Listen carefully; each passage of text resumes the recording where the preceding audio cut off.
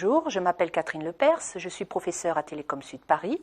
Dans cette leçon, nous allons voir pourquoi les opérateurs déploient des réseaux d'accès optique FTTH.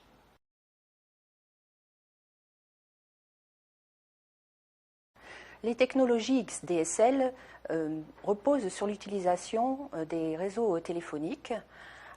Avec la DSL, on peut atteindre des débits de 10 mégabits par seconde jusqu'à 4 km du central téléphonique.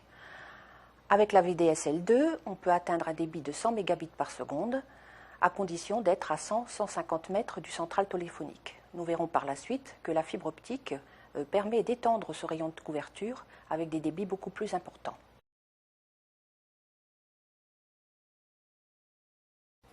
La notion de débit correspond à la quantité d'informations échangées entre deux terminaux pendant un temps donné.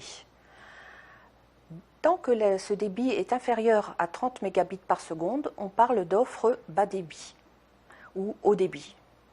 Ces offres haut débit sont dispensées essentiellement par les technologies XDSL. Dès lors qu'on dépasse 30 mégabits par seconde, on parle d'offres très haut débit. C'est ce que pourra nous offrir donc la fibre optique et les réseaux FTTH. Les différentes technologies FTTX constituent l'offre de déploiement des réseaux d'accès.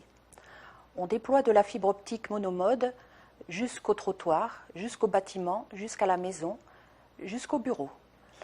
Les derniers mètres sont réalisés avec d'autres supports qui peuvent être de la paire cuivrée, de la fibre optique plastique, une solution sans fil, de la fibre optique multimode. Seule la solution FTTH, fibre jusqu'à la maison, utilise la fibre optique monomode jusqu'au domicile de l'utilisateur.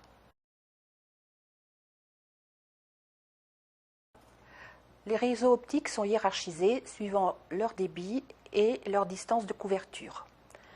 Les réseaux cœurs relient les différents continents sur quelques dizaines de milliers de kilomètres. Ils transportent des informations au débit de 100 voire 400 gigabits par seconde.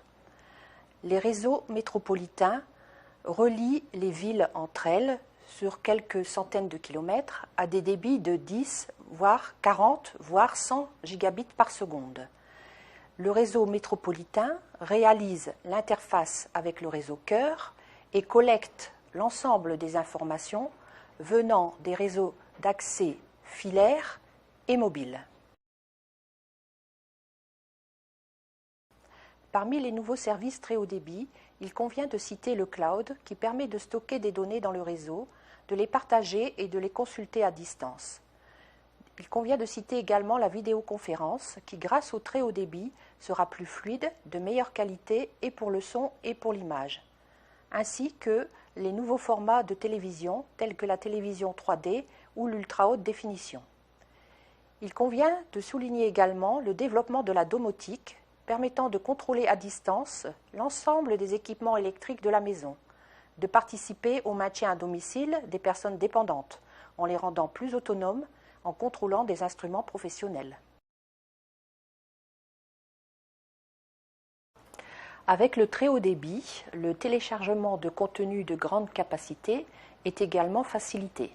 Ainsi, par exemple, le temps de téléchargement d'une vidéo de 800 mégaoctets prenait quasiment 2 jours avec un modem téléphonique à 56 kilobits par seconde et prend désormais 1 minute 42 avec la technologie FTTH à 100 mégabits par seconde.